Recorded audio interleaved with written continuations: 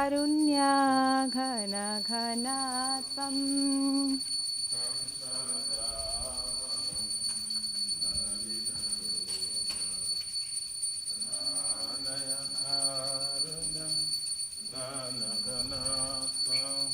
प्राप्तस्य कल्याणगुणार्णवस्य वन्दे गुरो श्रीचरणारविन्दम्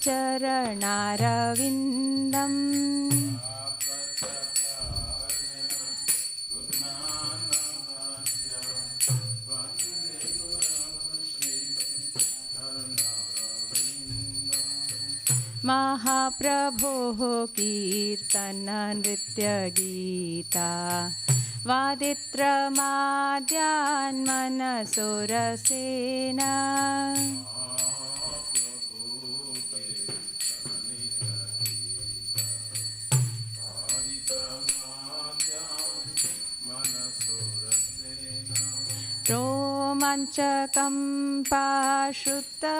रोमाञ्चकम्पाश्रुतरङ्गभाजो वन्दे गुरो श्रीचरणारविन्दम्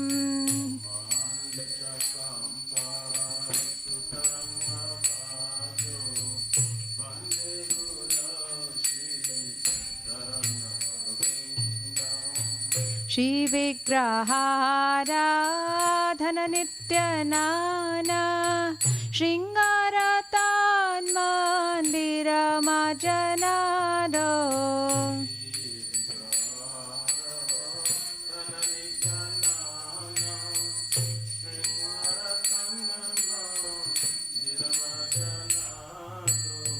युक्तस्य भक्तांश नियुञ्जतोऽपि वन्दे गुरो श्रीचरणारविन्दम्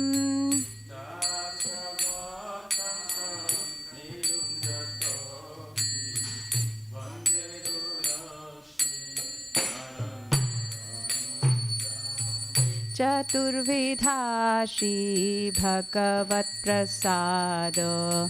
स्वद्वन्नतृप्तान् हरिभक्तसङ्घान्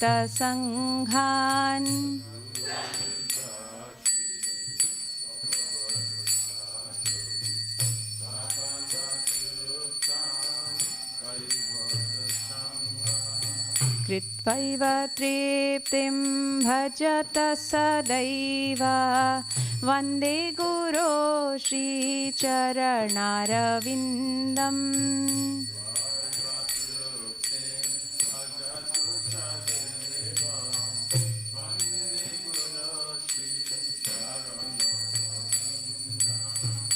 श्रीराधिका माधवयोरपारा माधुर्यलीला गुणरूपनाम्ना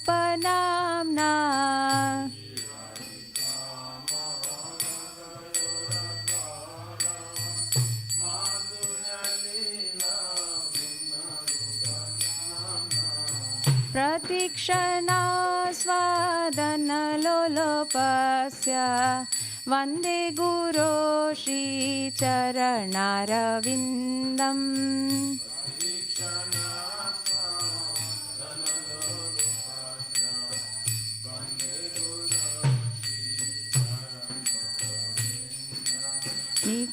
निकुञ्जयूनो रतिकेलिसिद्ध्यै यायालिभिर्युक्तिरपेक्षणीया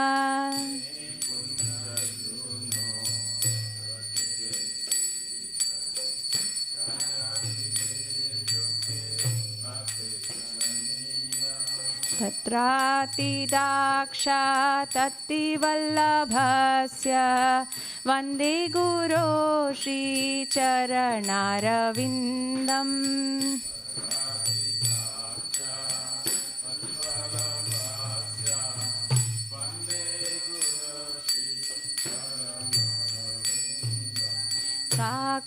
साक्षाद्धरित्वेन समस्तशास्त्रैरुक्तस्तथा भाव्यत एव सद्भिः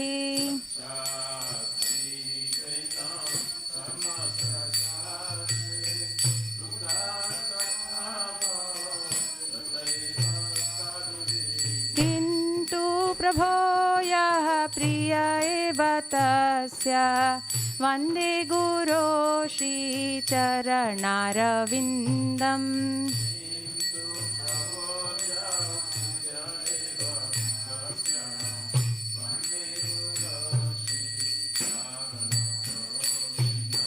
यस्य प्रसादात् भगवत्प्रसाद यस्या प्रसादात् न गति कुतोऽपि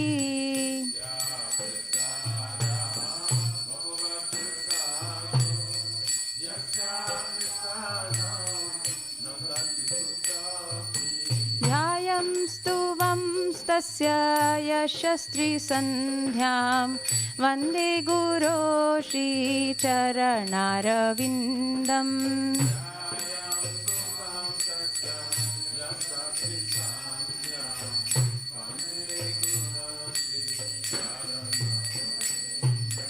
ध्यायं स्तुवं तस्य यशस्त्रीसन्ध्यां वन्दे गुरो श्रीचरणारविन्दम्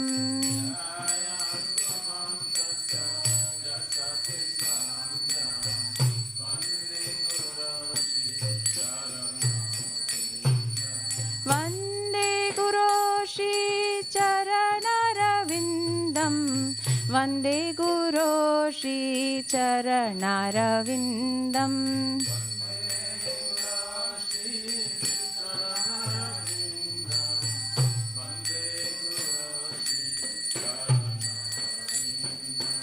नमो ॐ विष्णुपदाय कृष्णपृष्ठाय भूतले श्रीमते भक्तिवेदान्ता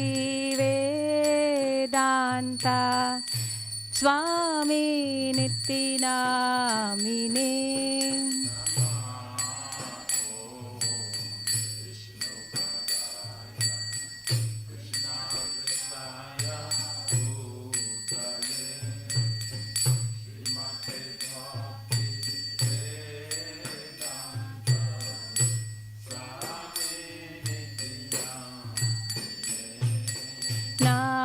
नमस्ते सारस्वते देवे गौरवाणी प्रचारिणे निर्विशेष शून्यवादी पाश्चात्यादेशतारिणे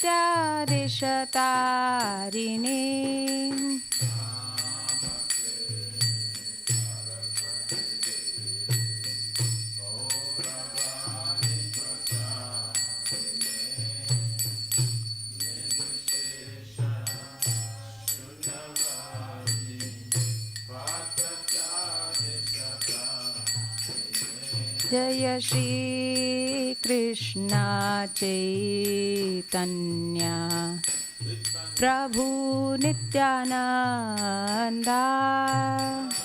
श्री अद्वैत गदाधर श्रीवासादि गौर भक्तवृंदा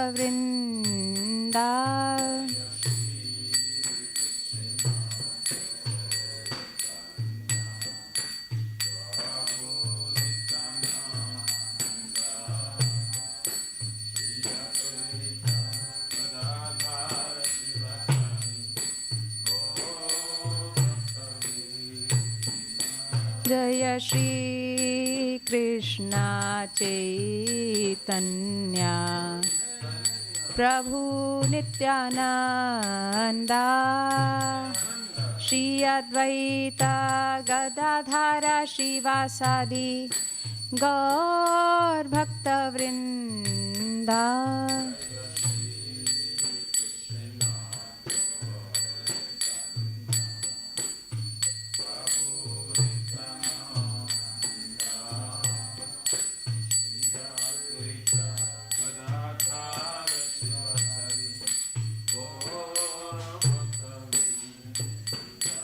जय श्री कृष्ण चैतन्य प्रभु नित्यानंदा श्री अद्वैत गदाधर श्रीवासादि गौर भक्तवृंदा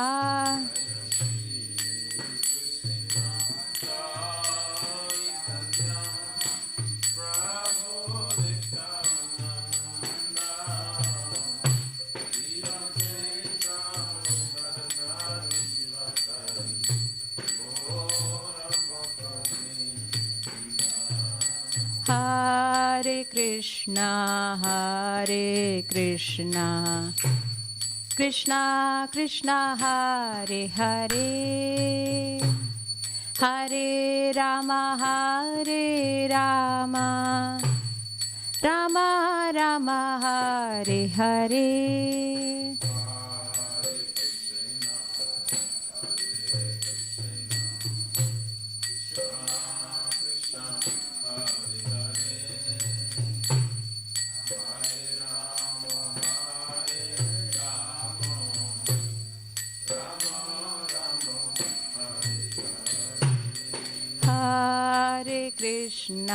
Hare Krishna, Krishna Krishna, Hare Hare, Hare Rama,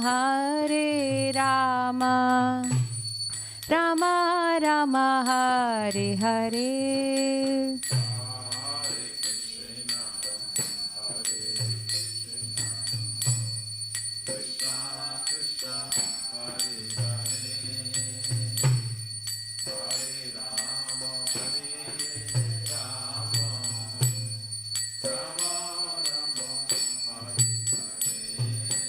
Hare Krishna, Krishna Krishna, Hare Hare, Hare Rama, Rama Rama, Hare Hare.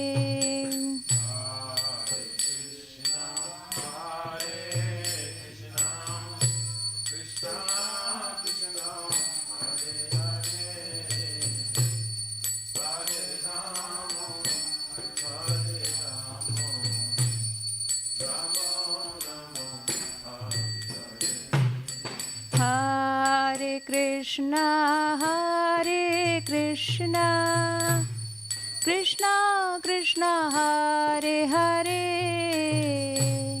Hare Rama, Rama Rama, Hare Hare.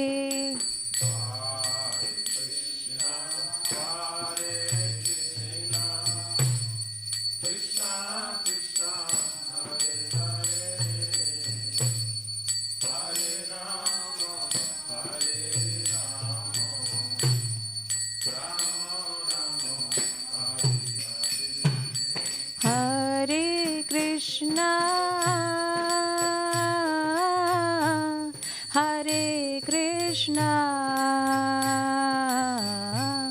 Krishna Krishna, Hare Hare, Hare Rama,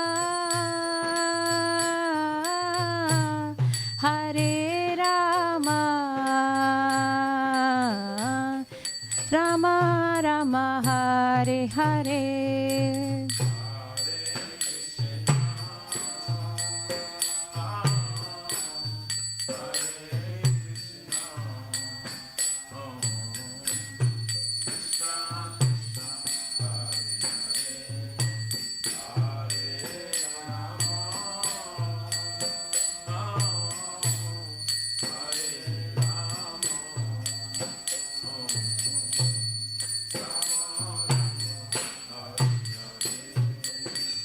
Hare Krishna, Krishna Krishna, Hare Hare, Hare Rama, Rama Rama, Hare Hare.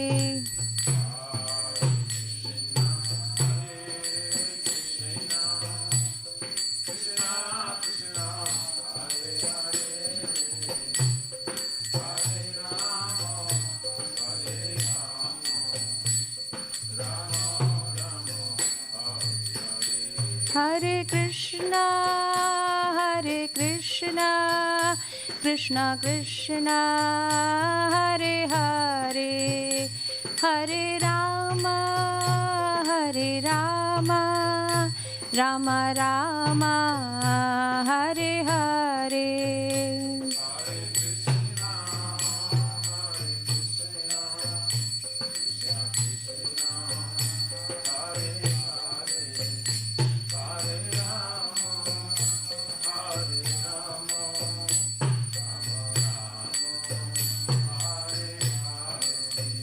Jaya Radha Nila Madhav Radha Nila Madhav Radha Nila Madhav Shri Radhe.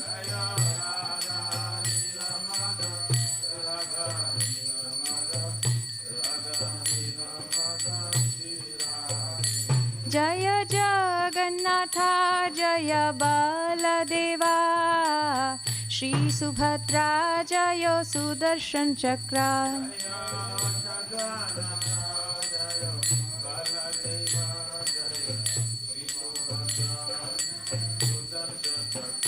Jaya Sita Ram Jaya Sita Ram Sita Ram Jaya Lakshman Hanuman.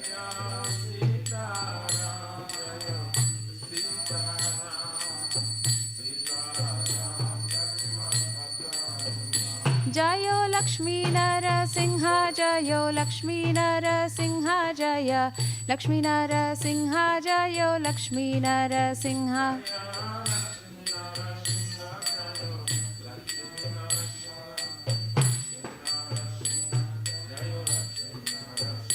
Jaya Gauranitai Gauranitai Gauranitai Jaya Gauranitai.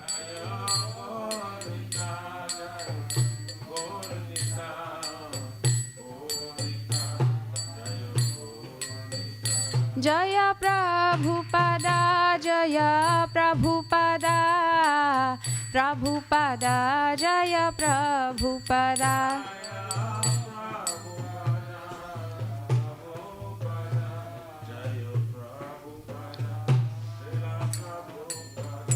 Jaya Guru Deva Jaya Guru Deva Guru Deva Jaya Guru Deva.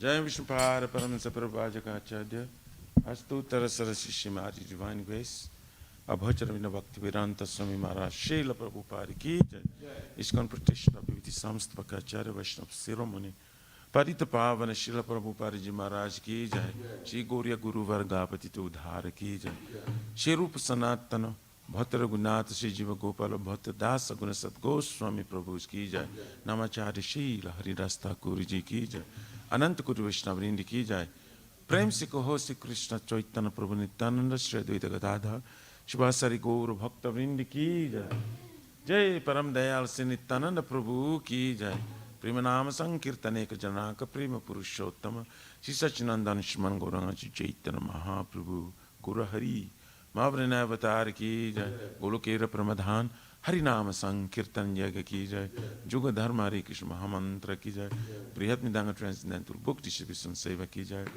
Shri Radha Krishna गोप गोपना राधा कुंड श्याम कुंड गिरिराज गोवर्धन की जय श्री ब्रज वृंदावन मथुर धाम की जय lordship Shri Radha नील माधव की जय श्री मायापुर नवद्वीप एक चक्र धाम की जय परम करुण श्री गौर निताय की जय श्री पुरुषोत्तम चित्र जगन्नाथपुरी धाम की जय श्री जगन्नाथ स्वामी बलदेव प्रभु सुभद्रा देवी सुदर्शन चक्र भगवान की जय जगंगा माई जमुना माई की जय तुलसी महारानी वृंदी देवी भक्ति देवी की जय श्री मथुरा रानी की जय समवेत भक्त वृंद की जय निताय गुरु हरि परमानंद all glory to the Son of God, all glory to the Son of God, all glory to the Son of God, all glories to Shri Guru Shri Gauranga.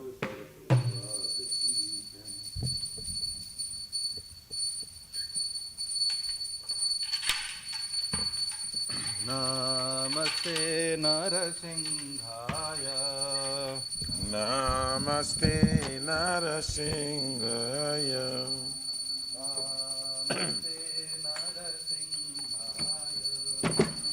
Namaste Narasingaya.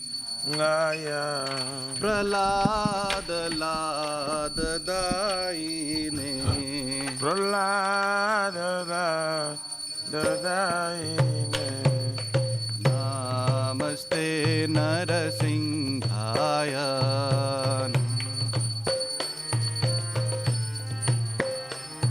Prahlad लाद दायिने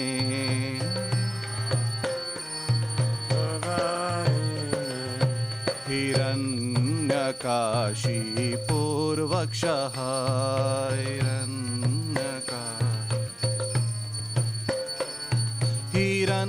हिरण्यकाशी पूर्वक्षः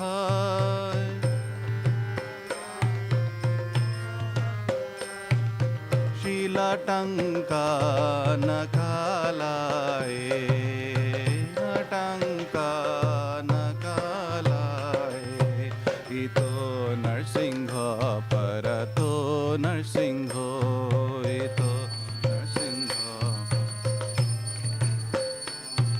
इतो नरसिंह परतो नरसिंहो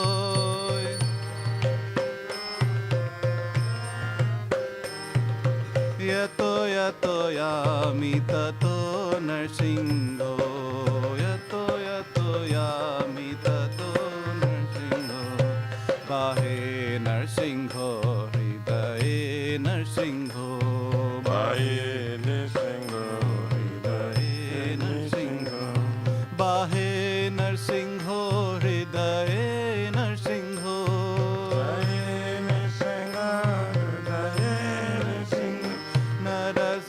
नरसिंहमदें शरणं प्रपदे नरसिंहमदें शरणं प्रपदे तव करकमलवरे नाथां अद्भुतसिंहां दलिता हिरण्यकशिपु तनुबिंहा केशवदीता नरहरिरूपा जय जगदीश हरे जय जगदीश हरे जय जगदीश हरे तव कर कमलवरे नाथा अद्भुत सिंहां दलिता हिरण्यकशिपो तनुबिंहा केशवदीता नरहरिरूपा जय जगदीश हरे जय जगदीश हरे जय जगदीश हरे यो नरसिंहदेव जयो नरसिंहदेव जयो नरसिंहदेव जयो नरसिंहदेव जयो नरसिंहदेव जयो नरसिंहदेव जयो नरसिंहदेव जय प्रहलाद महाराज जय प्रहलाद महाराज जय प्रहलाद महाराज जय प्रहलाद महाराज जय प्रहलाद महाराज प्रहलाद महाराज प्रहलाद महाराज जय प्रहलाद महाराज निताय गौर हरि बो हरि बो हरि बोल निताय गौर हरि बोल निताय गौर हरि बोल हरि बोल निताय गौर हरि बोल जय नरसिंहदेव भगवान की जय प्रहलाद महाराज की जय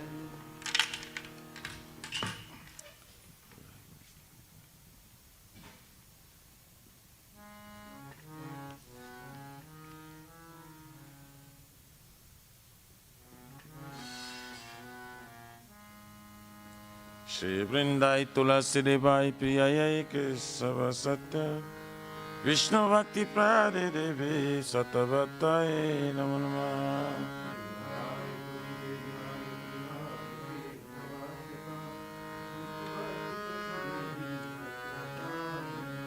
Vrindayai Tulasi Devai Priyayai Kesava Satya Vishnu Bhakti Prade Devi Satavatai Namo Namah.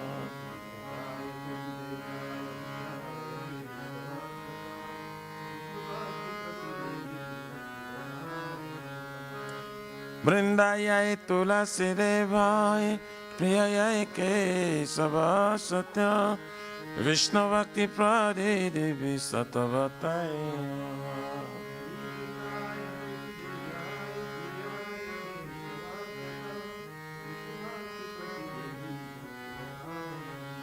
Srimati Tulasi Maharani Vrinda Devi Ki Jai.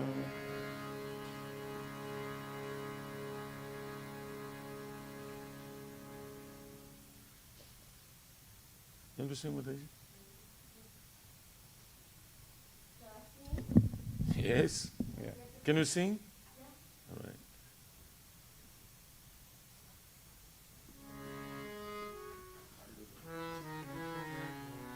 Dhananjay, it's up to you.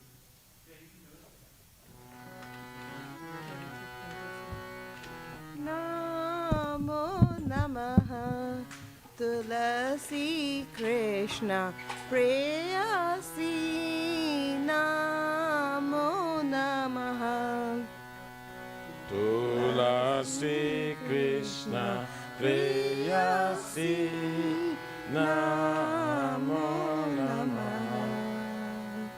Radha Krishna Seva Paho Ehi Abhilasi Radha Krishna Seva Pavo Eyo Vivasi. Jito Mara Sharana Ho Tara Vancha Purna Hoy Jitomara Saranara Tara Vancha Purna Kripa Kari Karo Tare Vrindavana Vasi Kripa Kari Karo Tare Vrindavana Vasi Mora Ehi Abhilash Vilas Kunja Diyo Vas Moraya Vilas Vilas Kunja Diyava Nayane Hari Bo Sada Jugal Ruparasi Aminayane Vivasada Jugala Ruparasi.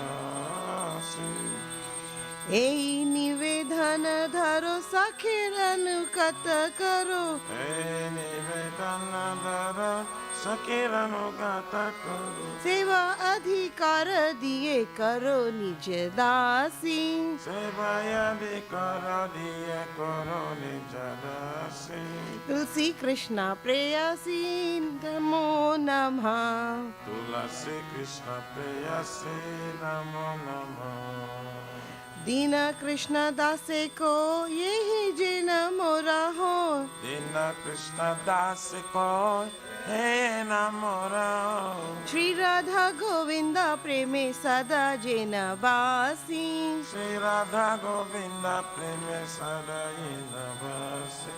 Shri Radha Govinda Preme Sada Jena Basi Shri Radha Govinda Preme Sadayina Vasi. तुलसी कृष्ण प्रेयसी नमो नमः। तुलसी कृष्ण प्रेयसी नमो नमः। यानि कानि जप पानि ब्रह्महत्यादिकानि च तानि तानि प्रदर्शन्ति प्रदक्षिणा पदे पदे। यानि कानि सपापानि ब्रह्मचर्यानि च तानि तानि प्रदर्शन्ति प्रदक्षिणा पदे पदे। यानि कानि जप पानि ब्रह्महत्यादिकानि च तानि तानि प्रणश्यन्ति प्रदक्षिणा पदे पदे। यानि कानि सपापानि ब्रह्मचर्यानि च तानि तानि प्रदर्शन्ति प्रदक्षिणा पदे पदे। यानि कानि जप पानि ब्रह्महत्यादिकानि च तानि तानि प्रणश्यन्ति प्रदक्षिणा पदे पदे। यानि कानि सपापानि ब्रह्मचर्यानि च तानि तानि प्रदर्शन्ति प्रदक्षिणा पदे पदे। हरे Krishna Krishna Krishna Hare Hare Hare Ram Ram Ram Hare Hare. Hare Krishna, Krishna Krishna, Hare Hare, Hare Rama,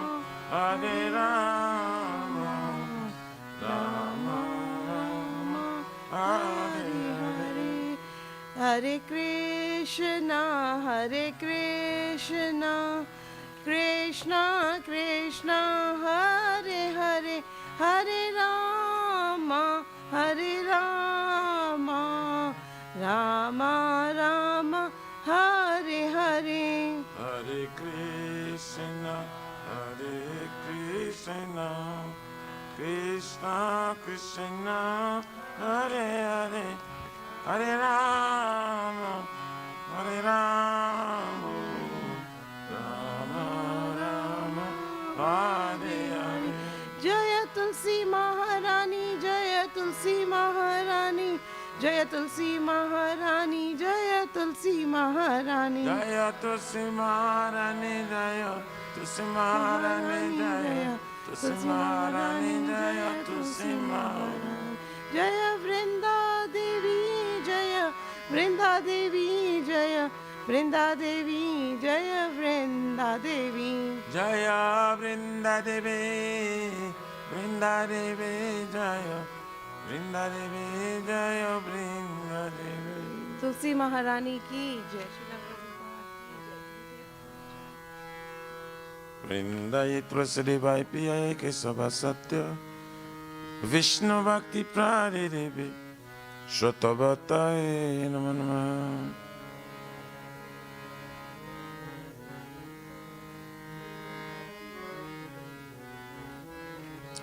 Vrindaye Tulsidevai Piyaye Kesava Satya Vishnu Bhakti Prade Devi Shotavataye Namo Namah.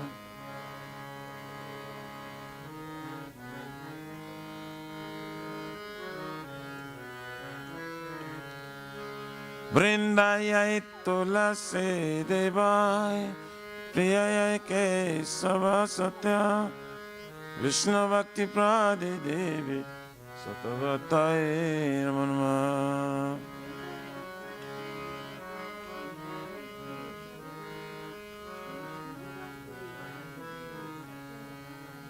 Srimati Tulsi Maharani Vrinda Devi Ki.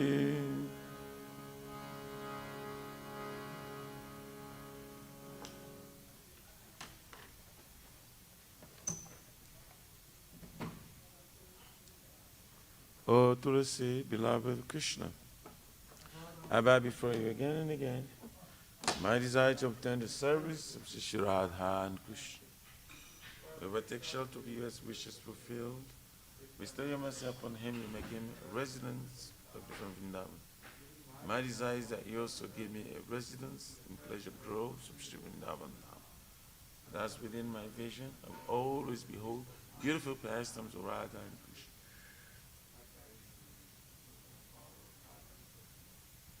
Please give me the privilege of devotional service and make me your own maid servant. This very full and lowly servant of Krishna praise, may I always sing aloud, Shri Shri Radha and Govinda, Shri Mati Tulasi Maharani ki Jai.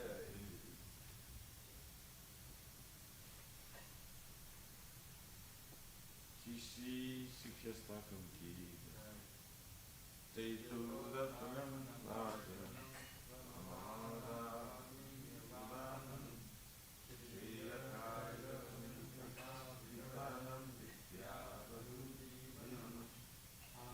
Anandam Buddhi Vardhanam Viparam Purnam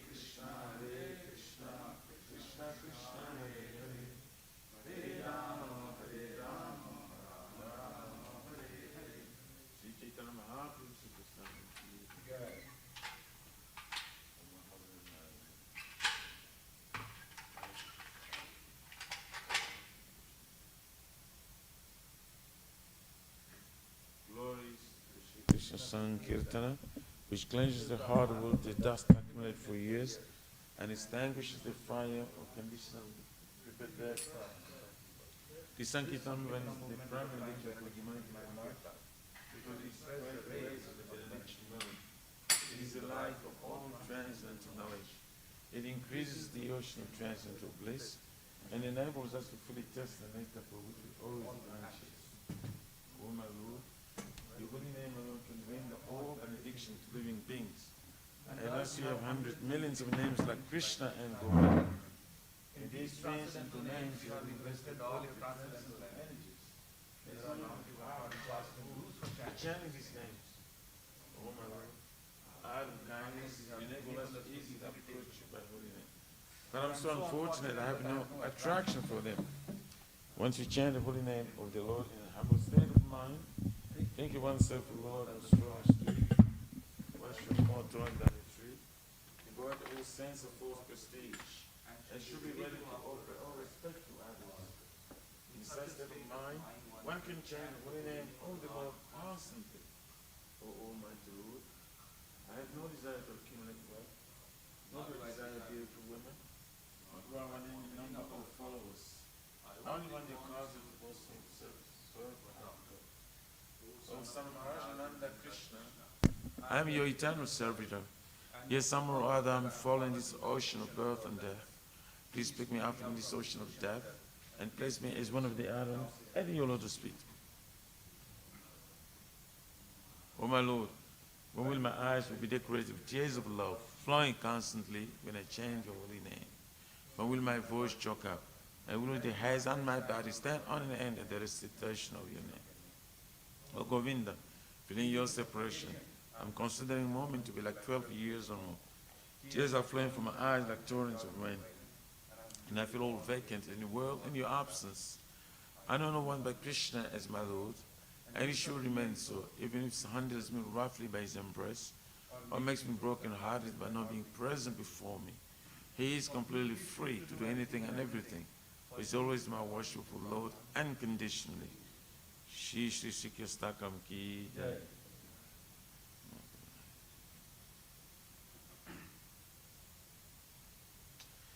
There are 10 offenses in the matter of chanting the holy name of the Lord that must be avoided. They are as follows. 1.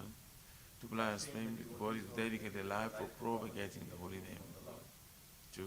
To consider names of demigods, our Lord Shiva and Lord Brahma, to be equal to independent of the name of the Lord Vishnu. 3. To disobey the orders of the spiritual master. 4. To blaspheme the Vedic literature or literatures and pursuits of Vedic version. 5. Consider the glory of chanting Hare Krishna to be imagination. 6. To give some interpretation on the holy name of the Lord. 7. To commit sinful activities on strength of chanting the holy name of the Lord. 8. To consider chanting of Hare Krishna as one of the auspicious ritualistic activities which are offered in Vedas as fruitive activity, karma kanda. 9. To strike the fatherless person by the glories of holy name. And 10. To not have complete faith in chanting of holy names and maintain material attachments, even after understanding so many instructions on this matter. It is also an offense to be inattentive while chanting.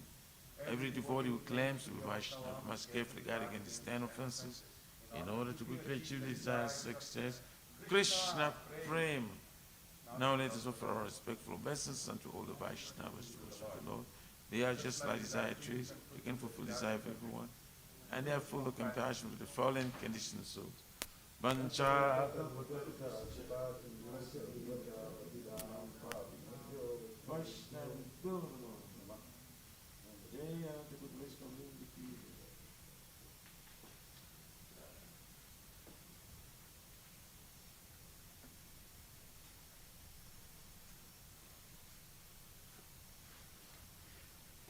Srimad Bhagavatam, Nataraja Ki Jai.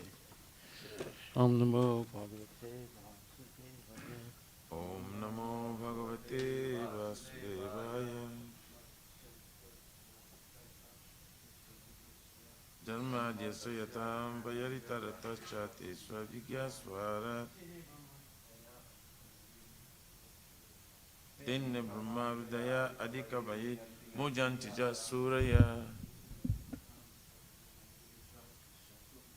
Tejo Varimrida Jata Vinimajo Jatra Trisagumasya.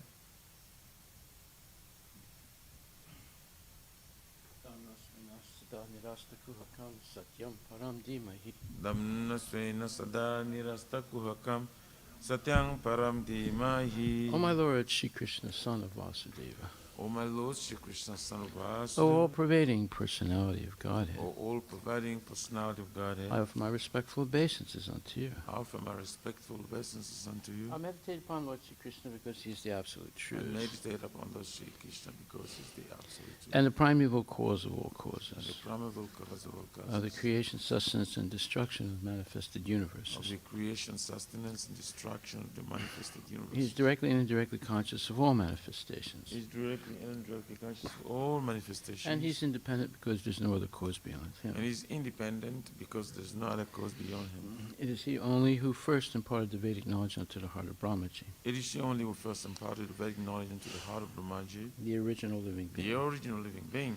By him, even the great sages and demigods are placed into illusion, By him, even the great sages and demigods are placed into illusion. as one is bewildered by the illusory representations As one is bewildered by the illusory representation of water seen on fire or land seen on water. of water seen on fire, of land seen on water. Only because of him do the material universes, Only because of him do the material universe. temporarily manifested by the reactions of the three modes of nature, Temporarily manifested by the reaction of the three modes of appear factual although they are unreal. appear factual although they are real. I therefore meditate upon him, Lord Shri Krishna, I therefore meditate upon him, Lord Shri who is Krishna, eternally existent in the transcendental abode, who is eternal existence in the transcendental which is abode, forever free from the illusory representations of the material world. which is forever free from the illusory representation. I of the meditate material upon him, for he is the absolute truth. world. I meditate upon him, for he is the absolute truth. Dharma projita kaitravudra. Dharma Prujita Kaitaputra Paramo Nirmatsaranam Satam Paramo Nirmasranam Satam Vedyam Vastavam Achravastu Vidyam Vastavam Ashtavastu Shivadam Tapo Trayam Mulanam Shivadam Taputrayamulanam Srimad Bhagavate Mahamuni Krite Shrimad Bhagavate Mahamani Kim Krite Vaparer Ishwaraha Kimba Paririshvaraha Sadyo Hridi Avarudyate Sadyo Rudya Varudya Titra Kriti Bihi Sisusabhistakshanai Kritibhi Shushushubhistatkana completely rejecting all religious activities which are materially motivated. completely rejecting all religious activities which are material This motivated. Bhagavata Purana propounds the highest truth, This Bhagavad Purana propounds the highest truth, which is understandable by those devotees who are fully pure in heart. which is understandable by those devotees who are fully pure in their heart. The highest truth is reality distinguished from illusion for the welfare of all. The highest truth, their reality distinguished from illusion for the welfare of Such all. truth uproots the threefold miseries. Such a truth uproots the threefold miseries. This beautiful Bhagavatam, compiled by the great sage Vyasadeva in his maturity, This beautiful Bhagavatam compiled with the great sage Vyasadeva, which is maturity, is sufficient in itself for God realization. is sufficient itself for God realization. What is the need of any other scripture? What is the need of the other As scripture? soon as one attentively and submissively hears the message of Bhagavatam, As one who is attentively and submissively hears the message of Bhagavatam, by this culture of knowledge, by this culture of the knowledge, Supreme Lord is established within his heart. the Supreme Lord is established within his heart.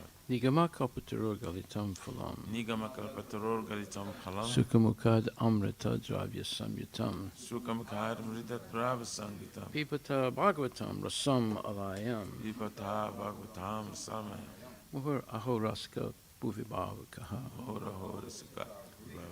O expert and thoughtful men, relish Srimad Bhagavatam. O expert and thoughtful man, relish Srimad Bhagavatam, The mature fruit of the desired true Vedic literatures. the mature fruit of the desired tree of Vedic glory. It emanated from the lips of Sri Sukadeva Goswami.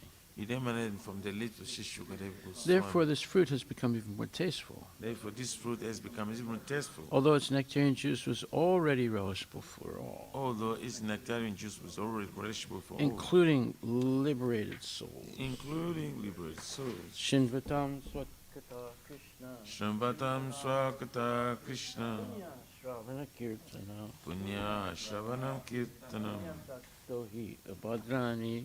Vidyantos Iya Prabhadrani Vidunati Sritsatam. Vidyanoti Suritsatam. To hear about Krishna from Vedic literatures, To hear about Krishna from Vedic literature, or to hear from him directly through the Bhagavad Gita, or to hear from it directly through the Bhagavad is itself righteous activity. Gita, is self-righteous act. And for one who hears about Krishna, And for one who hears about Lord Krishna, Krishna is dwelling in everyone's heart, Lord Krishna dwelling in everyone's acts heart, as a best wishing friend, acts as the best wishing and friend, purifies the devotee who constantly engages in hearing of him. and purifies his voice, constantly engaged in hearing. Nasta presu abhadresu Nasta Praisha Bhadrishu nityam bhagavata sevaya Nityam Bhagavata Seva bhagavati uttama sloke Bhagavati Uttamasloke bhaktir bhavati naistiki. Bhakti Bhavati Naistiki. In this way, a devotee naturally develops his dormant transcendental knowledge. And this way devotee naturally develops Dharma and transcendental knowledge. As he hears more about Krishna from the Bhagavatam As he hears more about Krishna from the Bhagavatam, and from the devotees, from the he devotee, becomes fixed in the devotional service of the Lord. he becomes fixed in devotional service to the Lord. Tatarajastamo bhava Dharajastamo Bhava kamalobhadayaschaye Kamalobhadayas cheta etara navidam Navidam stitvam sattve prasidati. Prasidati. By development of devotional service, By devotional service, one becomes freed from the modes of passion and ignorance, one becomes free from more passion. and thus material lust and avarice are diminished. And this mature last is average and Evam prasanna manaso Evam Prasanna Manas bhagavat bhakti yogataha Bhagavad Bhakti Yogata bhagavat tattva vijnanam Bhagavad Tattva Vijnana mukta sangasya jayate. Mukta Sangha Sajayati. When these impurities are wiped away, When these impurities are wiped the away, candidate remains steady in his position of pure goodness, the candidate remains steady in his position of pure becomes goodness, enlivened by devotional service, and becomes enlivened by devotional and service, understands the science of God perfectly. and understands the science of God perfectly. Vidyate hridaya grantis Vedate Udayagrantis, siddhyante sarvasansaya Vidyante Sarvasamsaya, shyante chasya karmani Vidyante Chasya Karma, drishta evatmanisvare. Manishvara. Thus, Bhakti Yoga severs the hard knot of material affection and enables one to come at once to the stage of a samsayam samagram, understanding of the supreme absolute truth, personality of Godhead. And it's the supreme absolute true personality of Godhead. Therefore, only by hearing from Krishna or from his devotee in Krishna consciousness Therefore, only by hearing from Krishna or from his devotees in Krishna consciousness can one understand the science of Krishna. one understand the sound of Krishna. Srimad Bhagavatam, Canto 1, Chapter 19, verse number 35. Api me Bhagavan Pitra Krishna Pandu Sutta Priya Krishna Pandu Sutta Priya Paitre Svaseya Pityartam Paitre Svasena Prityartham Tadgotrasyata Pandava. Tagotrasya Tapandava. Translation by Srila Prabhupada. Lord Krishna, the personality of Godhead, who is very dear to the sons of King Pandu, has accepted me as one of those relatives just to please his great cousins and brothers. Purport by Srila Prabhupada. A pure and exclusive devotee of the Lord serves his family interest more dexterously than others. Dexterously means more expertly. Who are attached to illusory family affairs. Generally, people are attached to family matters, and the whole economic impetus of human society is moving under the influence of family affection. That's called Marshall's Law of Economics. Marshall was a British economist, and he said people work hard when they're married, and they want to have washing machines and cars and credit cards and new rugs and new house and this thing and that. So they work really hard. If they're not married, they're not so determined to work so hard. Such deluded persons have no information that one can render better service to the family by becoming a devotee of the Lord. This is something nobody understands. The Lord gives special protection to the family members and descendants of a devotee, even though such members are themselves not devotees.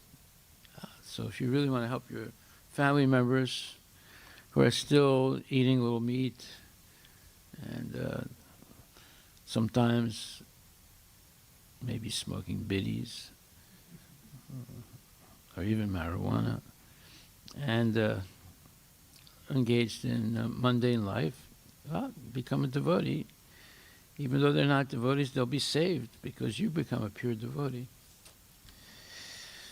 Maharaj Prahlada was a great devotee of the Lord, but his father, Hiranyakashipu, was the great atheist and declared enemy of the Lord. But despite all this, Hiranyakashipu was awarded salvation due to being the father of Maharaj Parikshit. The Lord is so kind that he gives all protection to the family members of his devotee. And thus the devotee has no need to bother about his family members, even if one leaves such family members aside to discharge devotional service. Maharaj Yudhishthira and his brothers were the sons of Kunti, the paternal aunt of Lord Krishna. And Maharaj Parikshit admits the patronage of Lord Krishna because of his being the only grandson of the great Pandavas. That's a lot of humility on his part. So when Lord Chaitanya, he got married twice. His first wife died very young, and then his mother insisted they get married again, so he married another wife. Both were eternal consorts of the Lord. And then, because his students, he had a whole bunch of students, they criticized him because they saw him one day chanting Gopi, Gopi, Gopi. And they said, "Why are you chanting Gopi, Gopi, Gopi? You should chant Hare Krishna." And they became very insulting. And the Lord realized that something had to change because they were insulting him. because they didn't understand what he was doing. So he took sannyas, and he left his old mother and his young wife. And he just left and took sannyas, and of course his mission began to flourish. So that's an example of what, if you really care about your family, then you become a devotee. Okay, who's going to take care of the family? Well, Krishna is promising to do that, right? If you become a sincere devotee. Now, it's not a reason to leave your family. Prabhupada did not leave his family. He waited till his kids were married and established, and that his wife was going to be taken care of. And then his spiritual master, Bhaktisiddhanta Saraswati Thakur, was appearing to him in dreams, saying that he should take sannyas. And then his godbrothers also started talking to him about taking sannyas. So he was not so enthusiastic to do it, but he finally did it. And soon after that, when he took sannyas, he was critically wounded by a bull that gouged his ribs, almost killed him. He ended up in the hospital, and then he was thinking, "Oh, maybe I made a mistake." But then he sort of firmed up his mind and said, "No, I took sannyas. I have to do this." And then his first attempts at starting the movement failed. He opened a center in Jhansi, but it just ended up in a failure.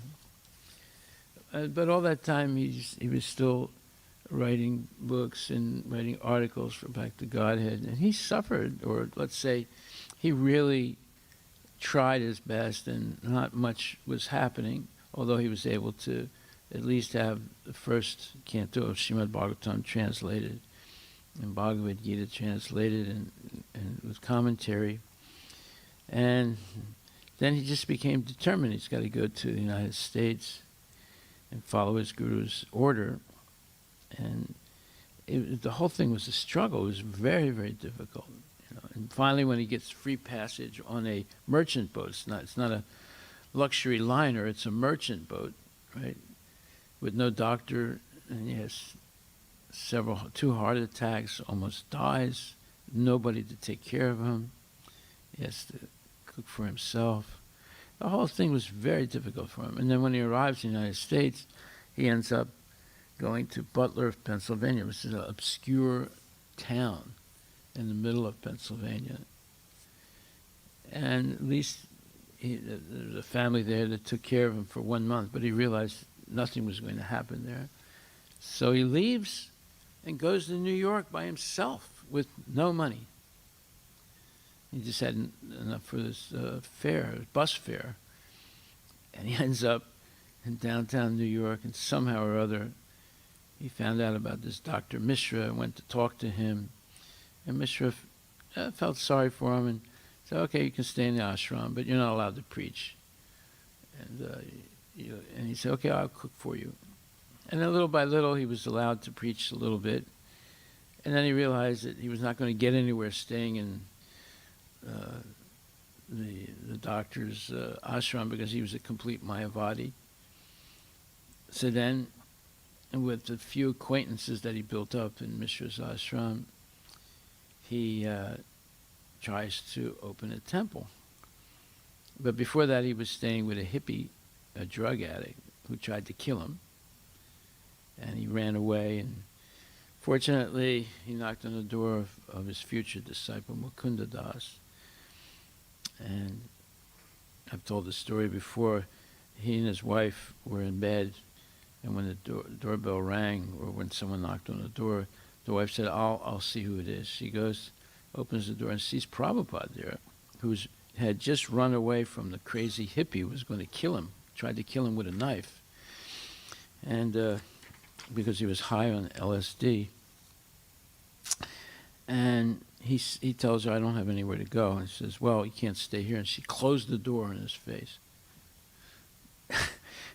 And she goes back into bed with her husband. And he says, well, who's that? He said, oh, it's that old son. It's that old Swamiji. He said, Swamiji? Swamiji is at the door?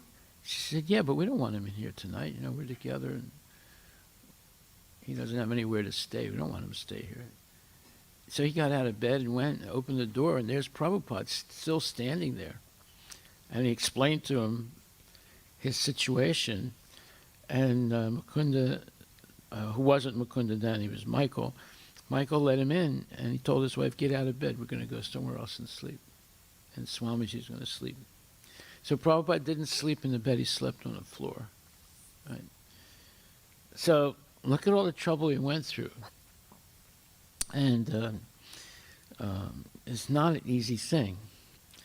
But because he was persistent, Vivasayatmika buddhi eka kuranandana bahusakayanantascha buddhayo vivasayanam. So that's a verse that he always referred to. And it's a very important verse because it means that one has this and should not be daunted by the ups and downs that are inevitable in the material world. The second chapter, 41st verse. Those who are not on this path are resolute in purpose, and their aim is one. O beloved child of the Kurus, the intelligence of those who are irresolute is many-branched. So Prabhupada writes that a strong faith that by Krishna consciousness one will be elevated to the highest perfection of life is called Vyavasayatmika intelligence. What does Vyavasayatmika mean? It means resolute in following Krishna consciousness. In other words, I'm not going to leave. I'm not going to get discouraged. I'm going to continue no matter what happens. Right? So that's called strong faith. Shraddha sabde vishwasakaya srida nischai. Krishna bhakti kaila sarva karma kritahai. Faith means unflinching trust and something sublime. When one is engaged in other words, sublime means you might not see something, but you know it exists for sure. You're not wavering.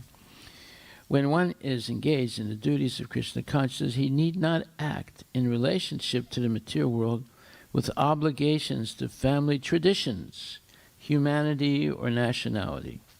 Fruitive activities are the engagements of one's reactions from past good or bad deeds. When one is awake in Krishna consciousness, he need no longer endeavor for good results in his activities.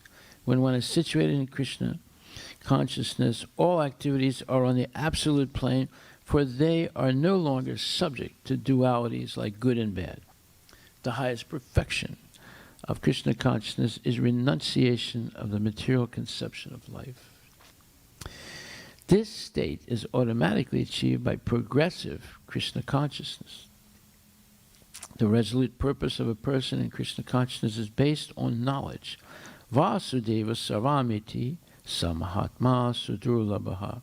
A person in Krishna consciousness is the rare good soul who knows perfectly that Vasudeva, or Krishna, is the root of all manifested causes. As by watering the root of a tree, one automatically distributes water to the leaves and branches, so by acting in Krishna consciousness, one can render the highest service to everyone, namely self, family, society, country, humanity, etc. If Krishna is satisfied by one's actions, then everyone will be satisfied. Service in Krishna consciousness is, however, best practice under the able guidance of a spiritual master who is a bona fide representative of Krishna, who knows the nature of the student, and who can guide him to act in Krishna consciousness. As such, to be well versed in Krishna consciousness, one has to act firmly and obey the representative of Krishna, and one should accept the instruction of the bona fide spiritual master as one's mission in life. Srila Vishwanath Chakravarti Thakura instructs us in his famous prayers for the spiritual master as follows. Yasya prasadat bhagavat prasada, yasya prasadan nagatir kutopi, Dayam studvamstasya yasastri sandam vande gurorshi charanarvindam. By satisfaction of the spiritual master, the Supreme Personality of Godhead becomes satisfied. And by not satisfying the spiritual master, there is no chance of being promoted to the plane of Krishna consciousness. I should, therefore, meditate and pray for his mercy 3 times a day and offer my respectful obeisances unto him, my spiritual master. The whole process, however, depends on perfect knowledge of the soul beyond the conception of the body, not theoretically, but practically, when there is no longer a chance for sense gratification manifested in fruitive activities. One who is not firmly fixed in mind is diverted by various types of fruitive acts. So, this is a verse Prabhupada has lectured on many times. This is a verse that he meditated on. This one verse is enough to carry a person through life and go back to Godhead. So, therefore, it says, the Lord gives special protection to the family members and descendants of a devotee, even though such members are themselves non-devotees. Prahlad Maharaj was a great devotee of the Lord, but his father, Hiranyakashipu, was a great atheist and declared enemy of the Lord. But despite all this, Hiranyakashipu was awarded salvation due to his being the father of Maharaj Prahlada.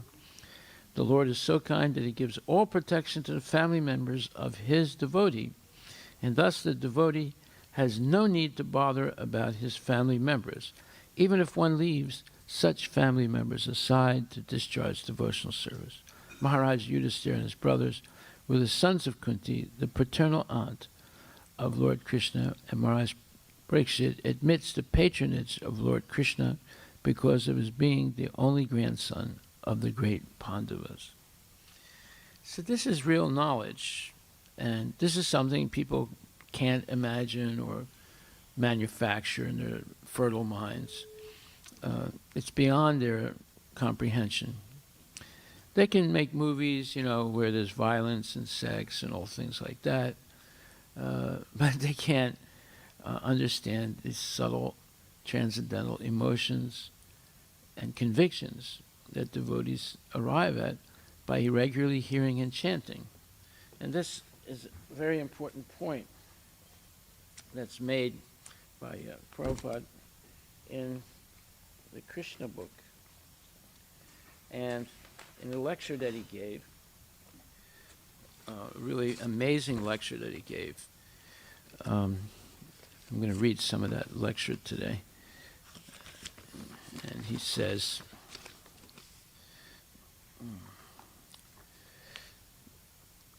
he's lecturing on Matras Prasas Konteya Sitosna Sukudukudaha Agamapayano Nityas Tamstatiksasva Bharata. He says, Anityas Tamstatiksasva Bharata, Bhagavad Gita 2:14. He says, it has been described before, Dehinosmin Yata Dehe Komaran Yovanam Chara.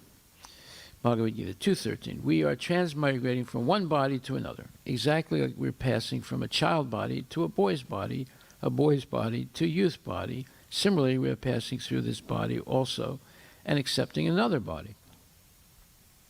Now, the question of distress and happiness. Distress and happiness is according to the body. A very rich man is situated somewhat comfortably. The common distress of unhappiness, the common distress and happiness is common. What does that common mean? Janma mrityu jara vyadi dukkha dosana darshanam, Bhagavad Gita 13:9. To take birth either as a dog or as a king, the distress is the same. So it's talking about common distress and happiness. So even if you're destined to be a king or you're destined to be a dog, both of you end up in a very, very tight womb, in the mother's womb or in the dog's womb, right? So to take birth either as a dog or as a king, the distress is the same. There's no difference, because the dog has to keep itself within the womb of the mother in an airtight condition for so many months. And the man, either he's a king or anything, he has to also undergo that tribulation, that misery. There is no excuse, because you are taking birth in a king's family. It does not mean that to remain compact within the mother's womb, the distress is less. The distress is the same. And in another place, Prabhupada said, the dog is sleeping in the street, and the man is sleeping in the big hotel in a very comfortable bed, but the perception of well-being by sleeping is the same for both. The dog's, let's say, perception of sleep and the man's perception of sleep is the same. They're both getting comfortable, even though the dog is sleeping in the street and the man is sleeping in the big bed. And the same way, the distress is the same, whether the future king is in the womb of his mother and the dog is in the womb of his mother, the distress is the same. There's no excuse. Because you are taking birth in a king's family, it does not mean that to remain compact within the mother's womb, the distress is less. And because he's taking birth in a dog's mother's womb, therefore his is greater distress than the king. No, that is the same. It's the same distress for both. Similarly, at the time of death, the distress. At the time of death, there is great distress. It is so strong that one has to leave this body. Just like when the distress becomes very strong, one commits suicide sometimes. He cannot tolerate. Let me finish this body. So nobody wants to leave this body, but the distress is so strong that one is forced to leave this body. That is called death. In the Bhagavad Gita, you will find that Mrityu Sarvaharas Chaham. Bhagavad Gita 10:34. Krishna says that I am death. And what is the meaning of death? Death means I take everything from him. Finished. I take his body. I take his business. I take his country. I take his society. I take his bank balance, and everything is finished. Sarvaharas Chaham. Sarva means everything. Everyone is trying to accumulate big bank balance and big house, big family, big motor car. But with the death, everything is finished. So that is great distress. Sometimes one cries. You will find that at the time of death, in a coma, his eye drops are coming out. He is thinking, I made so many things so nicely to live comfortably, and now I am losing everything. Great distress. I know one friend in Allahabad. He was a very rich man. So he was only 54 years old. So he was requesting, crying, Doctor, can you please give me at least 4 years more to live? I have a plan. I want to finish it. But what can a doctor do? That is not possible, sir. You must leave. You must leave your body. But these foolish people, they do not know. But we have to tolerate. We have to tolerate. That is advised here. Matras sparsas tu konteya. Because you have got this material body, you have to tolerate. To live within the womb of the mother and then come out. Then I cannot speak. Suppose I'm a little baby and some worm is biting me or some bug is biting me. I cannot say mother because at that time I cannot speak yet. I'm still too young. Something is biting on my back. I am crying. And mother is thinking, the child is hungry. Let me give him some milk. Just see how much this suffering is going on. I need this to get rid of that bug that's biting me, and I'm being given something else. That is a fact. Why is the child crying? He is feeling uncomfortable. Then in this way, I grow. Then I do not want to go to school. I am forced to go to school. Yes, at least I was like that. I never wanted to go to school. And my father was very kind. He said, so, all right, why you are not going to school? I would say, I will go tomorrow. All right, my father would say. But my mother was very, very careful. Perhaps if my mother would not have been so strict, I would not have gotten any education. My father was very lenient. So she used to force me. One man would take me to school. Actually, children do not want to go to school. They want to play. Against the will of the children, he has to go to school. Then there is examination. not only going to school, but there's also examination. So you study the life from the beginning, the body of this body within the womb of the mother. It is simply troublesome. Against my will, so many distresses are there. So many distresses are there. Then you grow, the distress grows. As you grow, there's more distress. Distress is not diminished.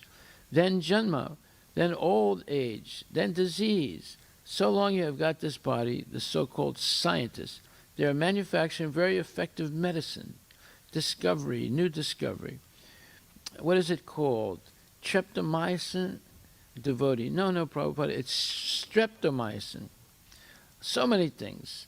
Prabhupada says so many things. But they cannot stop disease. That is not possible, sir. You can manufacture so many high-class medicine to cure disease that will not cure. Temporary relief. But no scientist has discovered a medicine that you take this medicine and no more disease. That's not possible. You take this medicine, no more death. That is not possible. Therefore, those who are intelligent, they know it very well, that this place is Dukhalayam Asasvatam, Bhagavad Gita 8:15. It's a place of misery. That is described in Bhagavad Gita. It is a place for distress, so long you remain here. But we are so full, we cannot realize it. We accept, this life is very pleasant. Let me enjoy it. It is not pleasant at all. There's seasonal changes always. This distress or that distress, this disease or that disease, this feeling of being uncomfortable or this anxiety. There are three kinds of distresses: adhyatmika, adhibodhika, adhidaivika. Adhyatmika means distresses pertaining to the body and the mind, and adhidaivika means distresses offered by material nature. All of a sudden, there is earthquake. All of a sudden, there's famine. There is scarcity of food. There is too much rain or no rain, extreme heat or extreme winter, extreme cold. We have to go under these distresses, threefold. At least 1, 2 must be there. Still, we do not realize that the place is full of distress because I have got this material body. Therefore, a sane man's duty is how to stop the process of accepting this material body. This is intelligence. We should realize that I am always in distresses, and I am not this body, but I am put into this body. Therefore, the right conclusion is that I am not this body.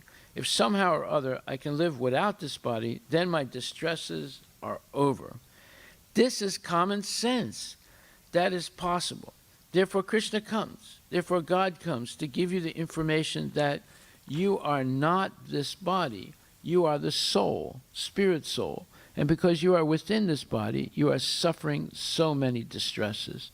Therefore, Krishna advises that these distresses are due to this body. Try to understand why you are feeling pains and pleasures. Pains and pleasures. Pains and pleasure. It is due to the body.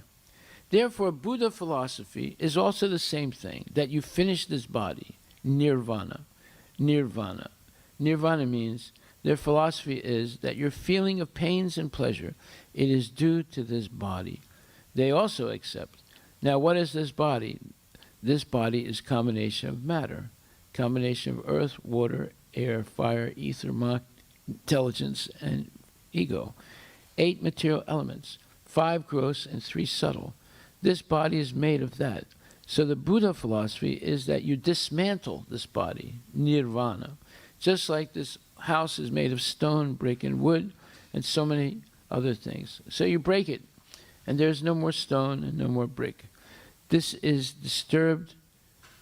This is distributed to the earth.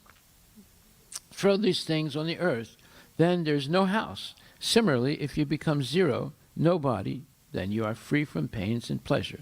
This is their Buddhist philosophy, Nirvana philosophy, Sunyavadi philosophy. Make it all zero. But that's not possible. That is not possible. Because you are spirit soul. That will be explained. You are eternal. You cannot be zero. That will be explained. Nahanyate hanyamane saride, Bhagavad Gita 2:20. That we are giving up this body, but immediately I have to accept another body. Immediately. then where is your question of dismantling? By nature's way, you will get another body. It's a law of nature. Because you want to enjoy, you have come here in this material world. There's no question of asking. Everyone knows that I am in this material world. I must enjoy to the fullest extent. One who is unaware of the fact that I am going to take another life, he is thinking, this is a combination of this matter, earth, water, air, fire. So when it will be broken, then everything will be finished.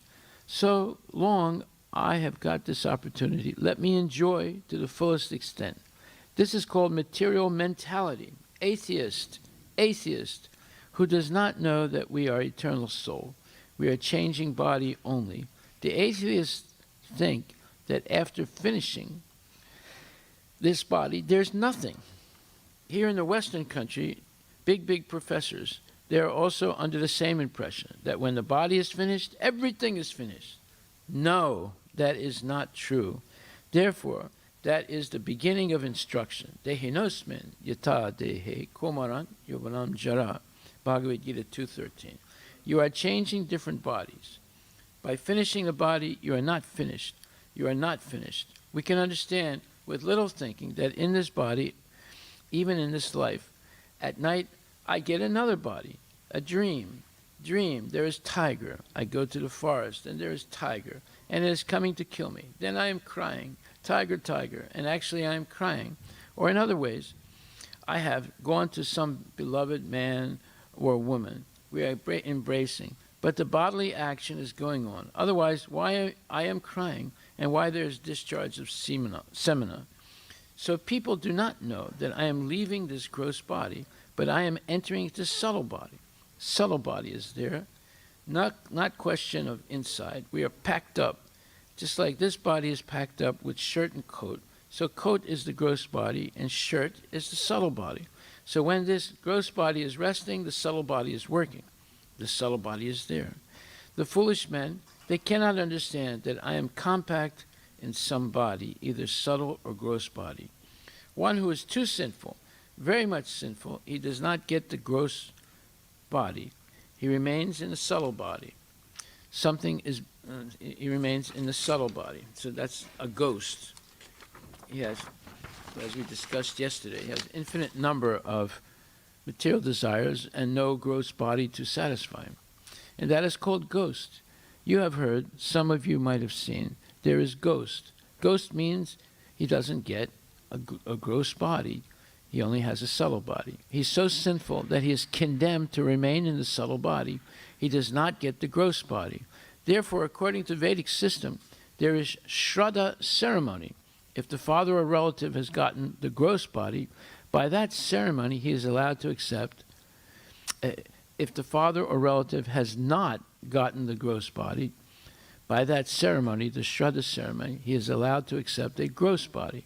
That is the Vedic system. So you see, today,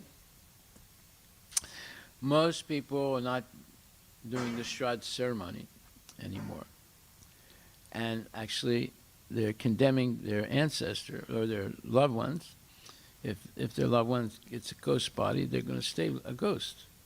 But the one main purpose of the Shraddha ceremony, to be performed 11 or 13 days after the death, is to communicate with the dead soul and offer Krishna prasadam. And if you do it sincerely, they actually get the prasadam. And if they took a ghost body or a ghost existence, they are given a gross body and not trapped like that in a dead-end place where they're just going to be suffering with all kinds of material desires and no way to satisfy them. So anyway, we can understand that I am sometimes in this gross body and I am sometimes in the subtle body. So I am there either in the gross body or in the subtle body. So I am eternal, but when I work with the subtle body, I forget this gross body, and when I work with this gross body, I forget this subtle body. So either I accept the gross body or the subtle body, but I am eternal. I am eternal. Now the problem is how to avoid this gross body and subtle body. That is the problem. That means when you remain in your original body, means spiritual body, and do not come to this gross or subtle body, that is your eternal life. And this is what we should try to achieve. The human life is a gift by the nature or by God. Now you realize that you are changing your different condition, distress and happiness. You're being forced to accept some kind of gross and subtle body. That is the cause of your pains and pleasures. So that's the law of nature, that you're going to experience distress and happiness, and you're forced to accept either a gross or subtle body or both. That is the cause, and that's the cause of pains and pleasures. If you get out of this gross and subtle body and remain in your original spiritual body, then you're free from these pains and pleasures. That is called mukti. Mukti, there's a Sanskrit word. Mukti means liberation, equals no more gross body, no more subtle body, but you remain in your own original spiritual body. This is called mukti. Anyata rupam. Anyata rupam means staying or living in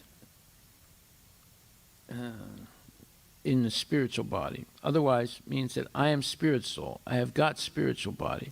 But some way or other, circumstantially, on account of my desire, I get sometimes human body and sometimes dog body, sometimes cat's body, sometimes tree's body, and sometimes demigod's body. There are different bodies, 8,400,000 different forms of bodies. So I am changing according to my desire and according to my infection or contamination by sins. Purusha prakritisto hi mukte prakritijan gunam karanam guru sangasya sadasad yoni janmasu. The living entity in material nature thus follows the ways of life, enjoying the three modes of nature. This is due to his association with that material nature. Thus he meets with good and evil among various species. So these things are subtle things. That is the real knowledge of human being. Not to invent something for temporary happiness. That is foolishness. That is foolishness. Wasting time. If we invent something for the comforts of this present body, and I shall live very comfortably, but you will not be allowed to, sir, to live comfortably. First of all, you know it. Suppose a man is constructing a very nice house, very strong house. It will never fall down in any circumstances. But that's all right. But what you have done for yourself that you will never die so that you will enjoy this house? No, let it be. Let me have a very strong built house. So house remains, you go there, strong built house, just like Napoleon constructed a strong built arches, and the other day I mentioned that Napoleon built Les Invalides, which was a fantastic hospital for all injured soldiers in his conquests. You know, he basically conquested all of Europe and even parts of Russia. And so he built this great hospital. And the hospital is still there. It's a fantastic building. And when we were on a morning walk with Prabhupada in Place de la Concorde, we went to see the Musée de l'Homme, the Museum of Humanity. And then from there, it's like on a hill, and you look across this big stretch of big place called Concord Place, and there's the obelisk, this big monumental towering thing that was stolen from Egypt, and then after that, in the distance, you see Les Invalides, this amazing hospital that Napoleon built. And Prabhupada said, "What is that?" And we said, "It's Les Invalides, Prabhupada. It's a military hospital that Napoleon built." He said, "Oh." He said, "Very, very sturdy building." He said, "Building is still there, but where is Napoleon?" So here he's saying, Napoleon constructed strong-built arches, but where he has gone, nobody knows. So therefore, Bhaktivinoda Thakur sings, Jada Vidya Jato Mayara Vaibhava Tomara Bhajane Bada. The more we advance in so-called material happiness or material advancement, the more we forget our real identity. This is the result. Rasovaya sa rasam hi evayam labdavanandi bhavati. When one understands the personality of Godhead, the reservoir of pleasure, Krishna, he actually becomes transcendently blissful. It's the Taittiriya Upanishad. But on the opposite, the more one advances in so-called material happiness or material advancement, the more we forget Krishna and the more we forget who we actually are. So we should understand that we have got a separate business, real business, that is called self-realization. I am not this body. This is self-realization. That is being instructed by Krishna in the beginning, that you are not this body. The first understanding, first knowledge, is to understand that I am not this body. I am spirit soul. I have got a different business. It is not this temporary actions or activities like a dog, or as a human being, or as a tiger, or as a tree, or as a fish. There are activities, yeah. Ahara nidra bhaya maitunam cha. This is a quote from the Hitopadesh. The same principle of bodily necessities, eating, sleeping, sex life, and defense. But in the human form of life, I have got a separate business. It's called self-realization, to get out of this bodily entanglement, and that is called knowledge. Without this knowledge, anything we are advancing in so-called knowledge, that is foolishness. That's all. Shama eva hi kevalam, Srimad Bhagavatam 1.2.8. Shama eva hi kevalam, Shama eva hi kevalam, Dharma swanustitak pumsa visvaksina katasayad. Napadayad yadiratim, Shama eva hi kevalam. The occupational activities a man performs according to his own position are so much useless labor if they do not provoke attraction for the message of the personality of Godhead. Srimad Bhagavatam 1.2.8. Means simply working uselessly and wasting time. You cannot check nature's law. Suppose in this life you are a very big leader, prime minister. That's all right. But according to your mentality, you are creating next life. So in this life, you remain a prime minister, and next life, you become a dog. Then where is the benefit? Therefore, these atheist fools, they want to deny next life. That is very horrible for them. That is very horrible to them. If they accept next life, they know their life is very sinful. Then what life they are going to get by the laws of nature?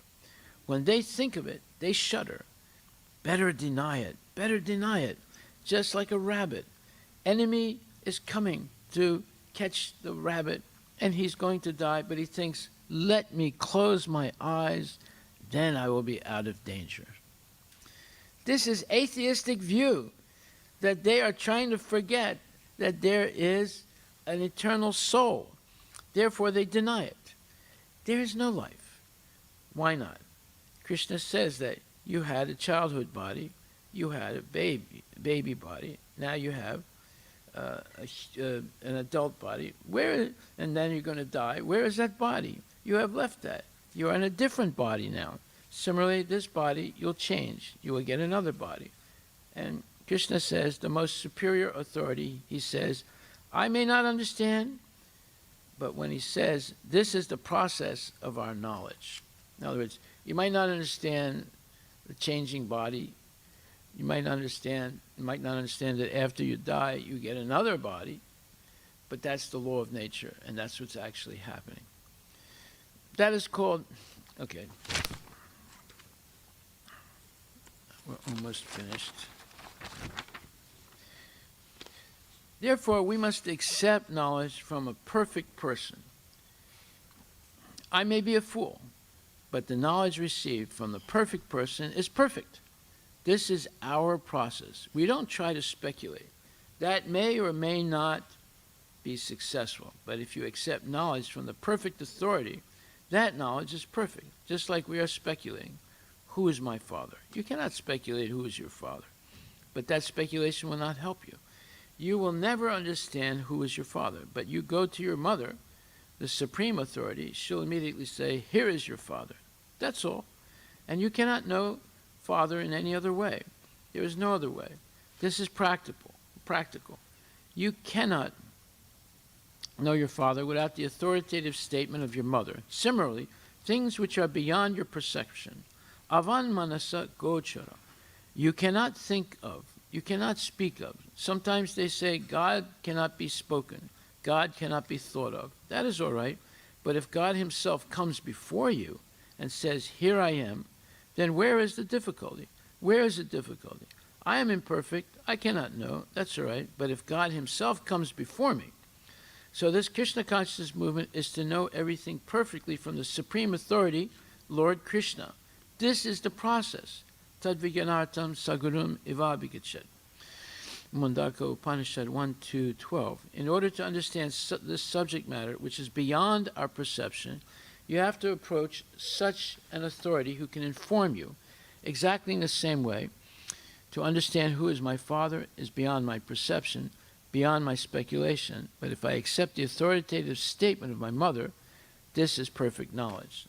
So in the prayers to the personified Vedas, Prabhupada explains what this statement is, avan manasa gochara. He says, how God is unlimited in his expansion of energies and activities can be roughly calculated by any sane and sober living entity. It is said in the Vedic literature that innumerable universes issue forth when Mahavishnu exhales in his yoga nidra, and that's his yoga sleep, and that innumerable universes enter his body when he inhales. So when he exhales, every molecule of his exhalation is an entire universe, like we're living in one complete universe. But there's millions and billions of universes that emanate from the body of Mahavishnu. And when he inhales, they all get reabsorbed into his body, and all the living entities and everything in every one of those universes. We have to imagine that these universes, which according to our limited knowledge are expanded unlimitedly, are so great that the gross and subtle ingredients, the 5 elements of the cosmic manifestation, namely earth, water, fire, air, and sky, along with the total material energy and false ego, are not only within the universe, but cover the universe in 7 layers, each layer 10 times bigger than the previous layer. So this whole universe is covered by 7 layers, and each layer is 10 times bigger than the other layer. So it's earth, water, fire, air, ether, mind, and intelligence are covering the whole universe. Imagine, even if you go to the end of the universe, you would never be able to get out. First of all, you can't even go to the end of the universe. But when you reach it, there's another 7 layers that you would have to go through to come to the causal ocean. So it's impossible. In this way, each and every universe is very securely packed, and there are numberless universes. All these universes float within the innumerable pores of the transcendental body of Mahavishnu. It is stated that just as the atoms and particles of dust are floating within the air along with the birds and other number, and their number cannot be calculated, so innumerable universes are floating within the pores of the transcendental body of the Lord. For this reason, the Vedas say that God is beyond the grasp of our knowledge. Avan manasa gochara.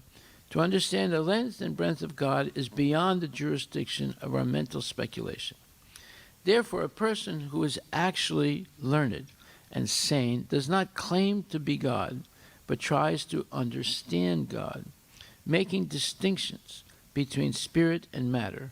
By such careful discrimination, one can clearly understand that the Supreme Soul is transcendental to both the superior and inferior energies, although he has a direct connection with both. In the Bhagavad Gita, although in Bhagavad Gita, Lord Krishna explains that although everything is resting on his energy, he is different or separate from the energy. So we see how ludicrous and inane it is for someone to claim that they're God. They have no understanding of the length and breadth and the inconceivable energies and just the monumental scope of Krishna's reach. They have no idea. And when they hear all this, they say, oh no, this is all fairy tales. It's not possible. No. Has anyone ever wrote a fairy tale like this? Because it's beyond their imagination. Yeah, you have Alice in Wonderland, and those are fairy tales, but that doesn't even come close to the length and breadth of this description that we just read of Mahavishnu, you see.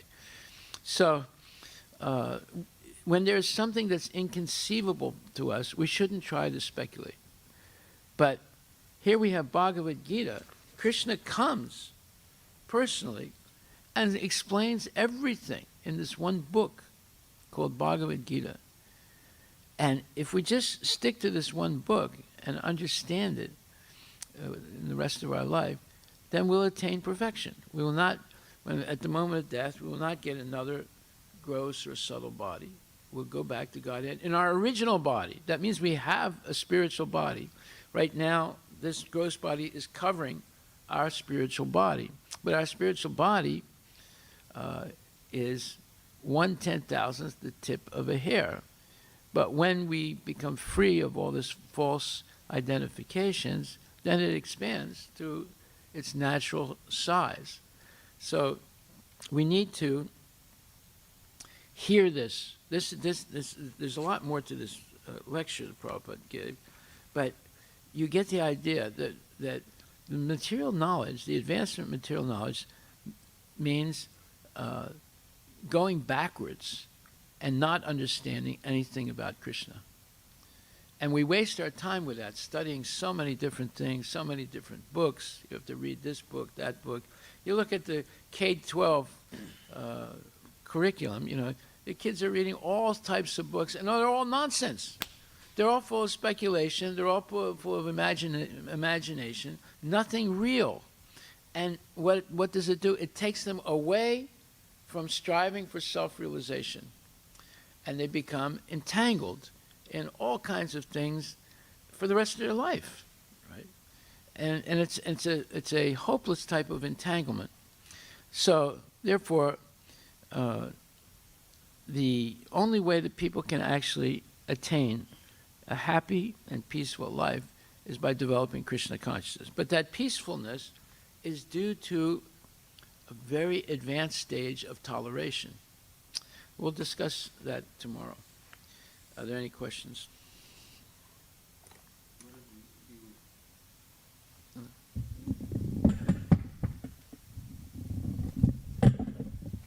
So you were just mentioning that the soul is 1/10,000 the tip of the hair. But then when whether it's an elephant or an ant. But then you said that when we realize our spiritual dimension, then when we become self-realized, our relationship with Krishna. Okay, and but then the Lord says that the soul cannot be mutated or changed and so on. So how do we understand that it's small, but it's infinite? Your soul is 1/10,000th the tip of a hair, but it's covered by a body right now. That's much bigger than 1/10,000th the tip of a hair. So the soul can expand and retract. It's not something that is limited in the material sense. Right? Like your body right now is limited. My body is limited. Right? The soul is not like that. So some people, like Putana, they had a body that's 12 miles long, right? But Krishna had a little body, right? But he was able to defeat Putana. So there are many things we don't understand, but it takes time to gradually hear about it, and then we can get a better understanding. There are many subtle things going on in this world we don't understand. You don't understand how you're digesting food. Right? You don't understand why your heart is beating even when you're sleeping. You're not consciously in control of any of that stuff. But yet it's happening. So there are many things that we have to learn about spiritual life that it's impossible to imagine. Therefore, we should just hear. Little by little, we begin to understand the importance of the human body. It's meant for self-realization. It's not meant to be spending our time on useless behavior, useless activities. But it takes time to understand this because we've been conditioned so much. So it's a gradual process. You cannot drop everything at once and say, now I'm just going to chant Hare Krishna. It's a gradual process. But we're beginning to understand more about the difference between the soul and the body. That's the beginning of spiritual life right there. The atheists, they're just rejecting the existence of an eternal body. They reject the existence of the spiritual world. They just say, when you're dead, that's it. There's nothing after that. So that's like the rabbit that closes its eyes when the predator is coming. It's thinking that, well, I'll close my eyes now, there's no more predator. No. No. That's just an illusion. You know. So this is what they're teaching in school. When you die, that's it. It's finished. You don't have any responsibility. Therefore, try and squeeze out as much sense gratification as you can right now. But as you're trying to squeeze out the sense gratification, you get more and more entangled. And more your time is wasted, you know, trying to make money, trying to protect this thing, trying to protect that thing. You know, if you look, you know, you have to have car insurance, you have to have life insurance, you have to have house insurance, you have to have computer insurance, you have to have cell phone insurance, you have to have this contract, maintenance contract, that maintenance contract, this thing, that. Oh, wow, look at all the things you have to pay for. And on top of that, you have to pay taxes. Right? Yeah. So how are you gonna get out of all that entanglement? And you're worried all the time, right? I have to pay this, I have to pay that, there's another bill that's coming. And you're just entangled. And then as someone's getting sick and someone is dying, all of a sudden, oh, how did that happen? Right? So, you know, when they die, someone that you love very much dies, it's bewildering, right? And you did everything to save that person, it didn't work. The doctor promised you everything's going to be all right. This is the new medicine we have, and we'll get this specialist, he'll do this operation, and everything will be all right. But they still die, right? Maybe they can save you once or twice, but then you're destined to die. So you see, all this stuff is bewildering. But then people just try and put it aside. Well, that person died, but I'm still alive, so I'm okay. Right. Nobody's okay.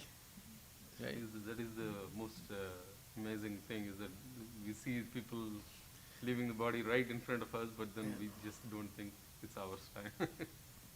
It's not our time. It's not our time. Yeah, I still got another 40, 50 years, I'm all right. No, you don't know that for sure. Nobody knows. I see, that's because we're entangled with all these activities that we're forced to do.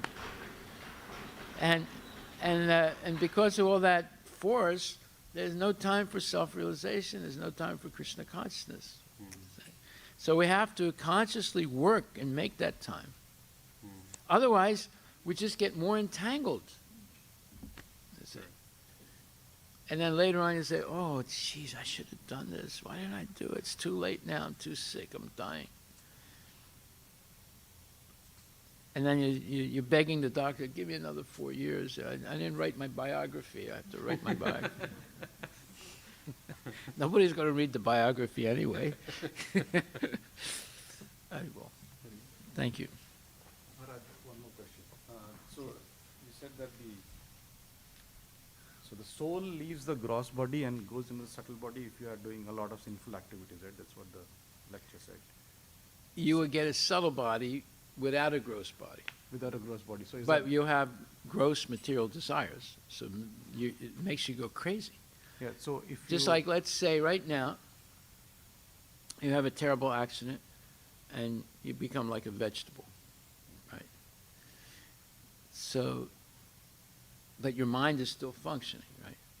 So that it would be terrible. You'd say, before I could walk around, before I could go on a vacation, before I could do something, I can't do anything now. I can't even move. I want to move. So it would cause great distress, wouldn't it? Yeah. Now imagine you have all these material desires, but you die, and now you have a subtle body, and there's no possibility of satisfying any of those desires because you need a gross body to do it. Imagine how much suffering that is. So the soul will still be there, but in the subtle body. Yes, Okay. that's a And- ghost. That's that's why a you ghost. can't see the ghost, Okay. but And- it's there.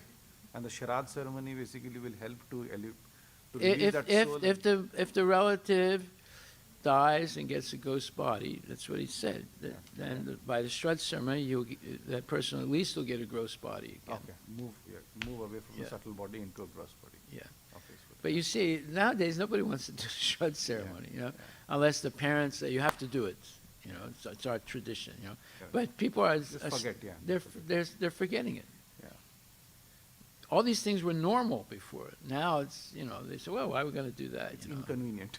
Yeah. That's what- Because of modern education. They say, what's the use of this? What is the guy's dead? It's all done. There's no such thing as a soul.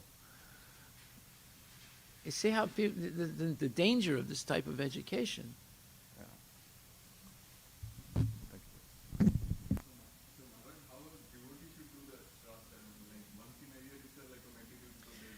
Devotees don't have to do.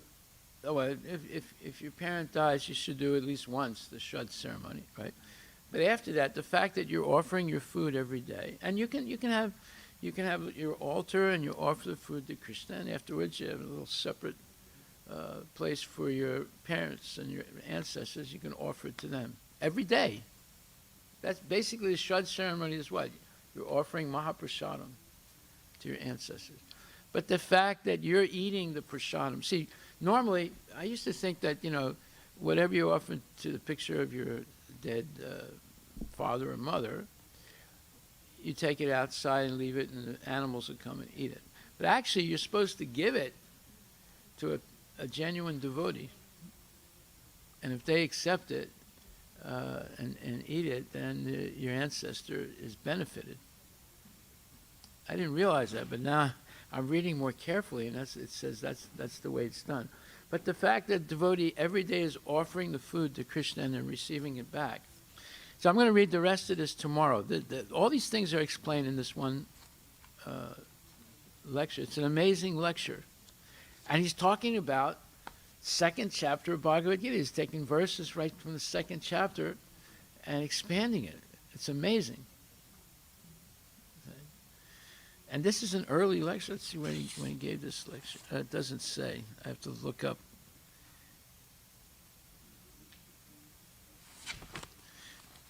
Anyway, we'll continue. Huh? 74? Yeah. Wow.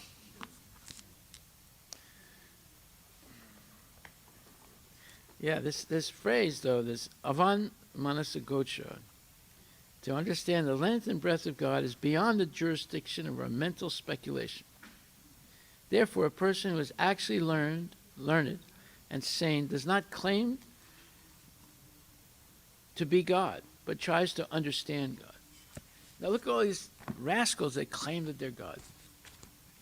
You see how vicious they are. Well, what are we doing every day? We're trying to understand God.